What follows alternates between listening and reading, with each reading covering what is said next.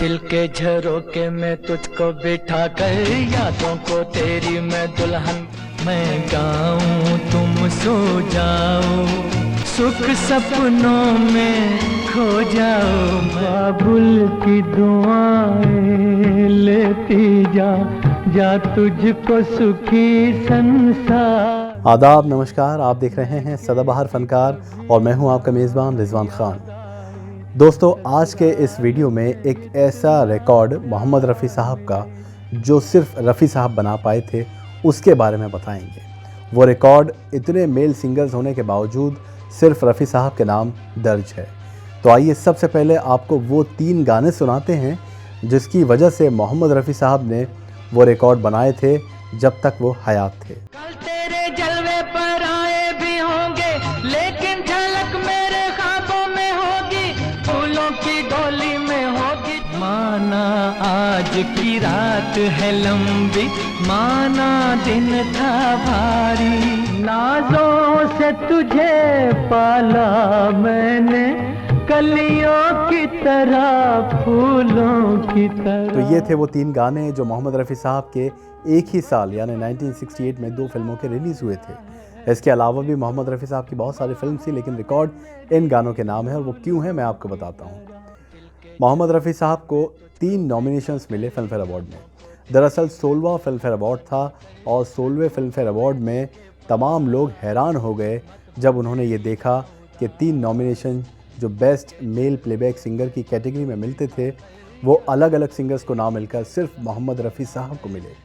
यानी 3 नॉमिनेशंस में सिर्फ मोहम्मद रफ़ी साहब का नाम और किसी और सिंगर का नाम दर्ज नहीं हुआ। ये पहली बार ऐसा हुआ था और जब तक रफ़ी साहब हयात थे तब तक किसी के नाम ये रिकॉर्ड नहीं था और शायद आगे चलकर भी ऐसा कभी भी फिल्म फेयर अवार्ड्स में नहीं हुआ कि एक ही सिंगर को तीनों नॉमिनेशंस मिल गए हों।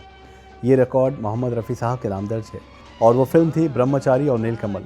ब्रह्मचारी में 2 गानों के लिए रफ़ी साहब को नॉमिनेट किया गया था और नीलकमल के 1 गाने के लिए बाबुल की दुआएं लेती जा। ये अपने वक्त का सुपरहिट गाना था। सारे लोग हैरान थे ये सोचकर कि ऐसा कैसे हो सकता है कि इतने महान, इतने अजीम फ़नकार सिंगर्स उस वक्त मौजूद थे। मुकेश साहब, मन्ना डे साहब, तलत महमूद साहब, किशोर कुमार साहब, महेंद्र कपूर साहब, और इनमें से किसी को भी बेस्ट मेल प्लेबैक सिंगर की कैटेगरी में नॉमिनेट नहीं किया गया। रफ़ी साहब खुद हैरान थे कि ऐसा कैसे मुमकिन हो गया कि उनको नॉमिनेट किया गया और किसी को भी नहीं किया गया। और ज़ाहिर बात है जब तीनों नॉमिनेशंस ही रफ़ी साहब के नाम थे तो अवार्ड भी उन्हीं को मिलना था। फिल्म ब्रह्मचारी के लिए दिल के झरोकों में तुझको बिठाकर, इस गाने के लिए रफ़ी साहब को ये अवार्ड दिया गया था बेस्ट मेल प्लेबैक सिंगर का। तो ये रिकॉर्ड कोई नहीं बना पाया सिवाय फीमेल सिंगर की कैटेगरी में, क्योंकि 1973 में आशा भोसले जी ने बाद में रिकॉर्ड बनाया था कि एक ही साल में उनको 3 नॉमिनेशन हासिल हुए थे।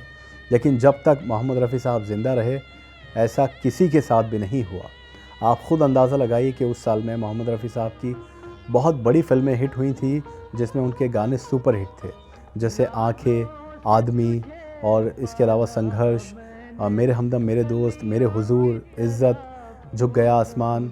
ये तमाम वो फिल्म थी जिसके गाने बहुत ज़्यादा हिट हुए थे। लेकिन उस साल एक और फिल्म आई थी पड़ोसन, जो किशोर कुमार साहब की फिल्म थी और उसमें सारे गाने किशोर दा की आवाज़ में थे और एक से एक गाने किशोर दा ने गाए थे।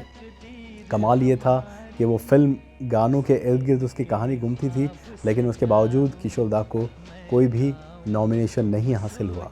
किस्मत फिल्म आई थी, महेंद्र कपूर साहब के सुपरहिट गाने थे उसमें, महेंद्र कपूर साहब को भी नॉमिनेशन हासिल नहीं हुआ। और ये रिकॉर्ड रफ़ी साहब ने दर्ज किया कि सारे लोगों को हैरान किया कि एक ही साल में 3 नॉमिनेशन सिर्फ रफ़ी साहब को। तो ऐसे थे महान सिंगर मोहम्मद रफ़ी साहब। आप किसी और दिलचस्प किस्से के साथ हाजिर होंगे अगले वीडियो में। आप देखते रहिए, सब्सक्राइब करें सदाबहार फनकार। आदाब।